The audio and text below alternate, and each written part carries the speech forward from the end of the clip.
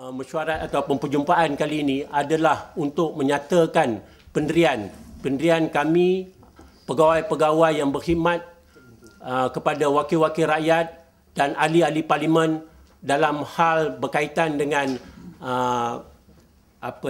permohonan pembatalan perkeliling Menteri Besar ditarik balik oleh kerajaan dan juga pihak AG. Setakat ini kami ada 85 orang ahli yang terdiri daripada pembantu-pembantu khas ataupun pegawai setiausaha politik dan juga kaki tangan kepada Exco, ADUN dan juga ahli parlimen.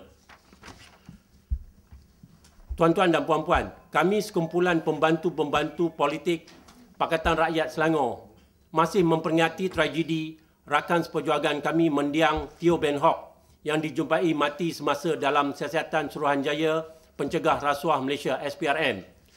Inspirasi dari Ben Hock, seorang yang aktif dalam Kesatuan Wartawan sebelum menyertai Kerajaan Pakatan Rakyat Negeri Selangor, kami telah menubuhkan Persatuan Pegawai-Pegawai Wakil Rakyat Pakatan Rakyat Selangor ataupun nama yang dikenali sebagai Selpro, yang mana berdiri teguh dalam melindungi keselamatan, hak-hak manusia, kebajikan semua pembantu-pembantu politik Pakatan Rakyat di negeri Selangor.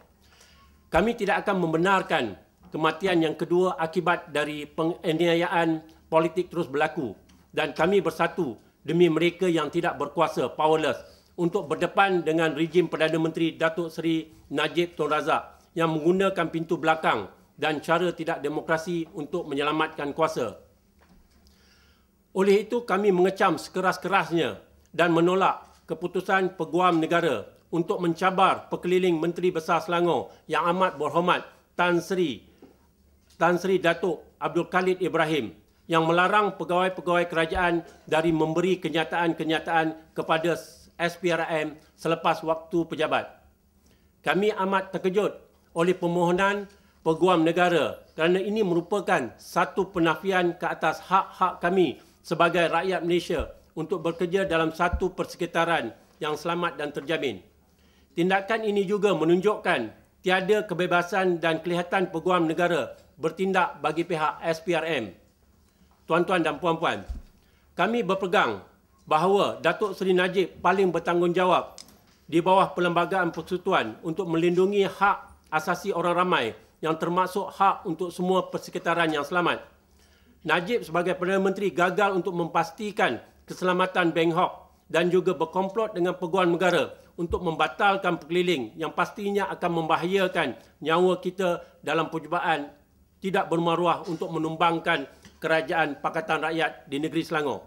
Kami menyeru kepada Peguam Negara untuk menarik balik permohonan pembatalan pekeliling Menteri Besar dengan serta-merta untuk menjamin keselamatan dan hak pembantu-pembantu wakil rakyat.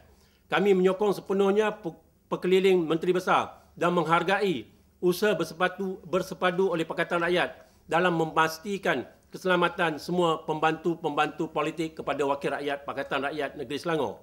Peguam Negara sepatutnya mendukung keputusan yang telah dibuat oleh Hakim Mahkamah Tinggi Muhammad Arif Muhammad Yusof pada November 19, 2009 yang mengatakan bahawa SPRM tidak boleh menyoal siasat saksi selepas waktu pejabat.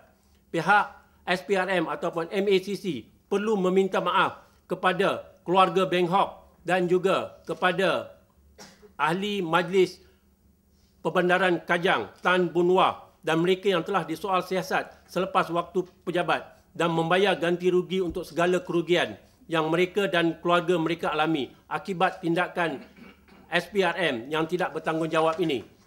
Akhir sekali, kami menyeru Kerajaan Persekutuan untuk menubuhkan satu Suruhanjaya Diraja dengan segera yang ditugaskan untuk menyiasat kematian Ben Hock. Kami percaya ini merupakan satu-satunya penyelesaian untuk mendapatkan keadilan untuk Ben Hock, rakan-rakan perjuangan kita yang dalam kenangan kita semua. Semenjak daripada insiden Teo Ben Hock, sekurang-kurangnya 10 daripada kami, pegawai-pegawai wakil rakyat telah dipanggil oleh SPRM untuk disoal siasat. Itu tidak termasuk lagi pegawai-pegawai yang terlibat di pejabat-pejabat daerah dan sebagainya. Mereka juga dipanggil oleh SPRM untuk disoal siasat. Selain pada itu, kita juga ingin menyatakan SPRM juga terus menyiasat mereka-mereka yang ada kaitan dengan pejabat-pejabat ADUN. Contohnya mereka-mereka yang membekalkan peralatan ataupun sebagainya. Mereka juga dipanggil untuk siasatan oleh SPRM. Jadi kita merasakan bahawa SPRM lebih berniat jahat malah Fede ya dalam menjalankan tugas mereka. Dan PA ni semua pegawai-pegawai wakil rakyat ni dijadikan kambing hitam